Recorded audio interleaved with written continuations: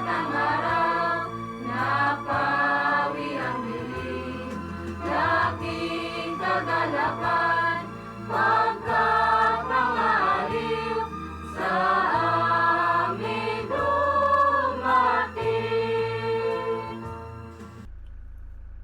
Awit 119, 162,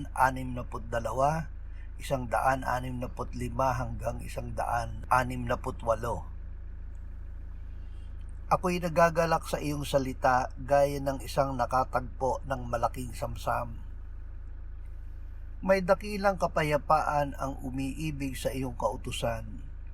Walang anumang sa kanila ay makapagpapabuwal. O Panginoon, sa iyong pagliligtas ay umaasa ako at tinutupad ko ang mga utos mo. Sinusunod ng aking kaluluwa ang mga patotoo mo. Lubos ko silang minamahal. Aking tinutupad ang iyong mga tuntunin at ang iyong mga patotoo, sapagkat ang lahat ng aking lakad ay nasa harapan mo.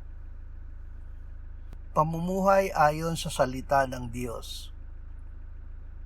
Ang tunay na katuwiran ay hindi nakadepende sa pamantayan ng tao, kundi sa pagsunod sa salita ng Diyos ng buong katapatan. Ang salita ng Diyos ay ilawan sa ating mga paa at liwanag sa ating landas. Mapalad tayo kung ang ating kaligayahan ay nasa kautusan ng Panginoon at ito ay ating pinagbubulay-bulayan araw at gabi.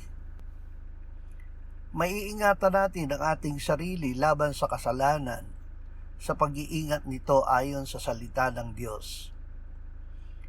Ingatan natin ang salita ng Diyos sa ating puso upang huwag tayong magkasala laban sa Kanya. Ang lahat ng mga utos ng Diyos ay katuwiran.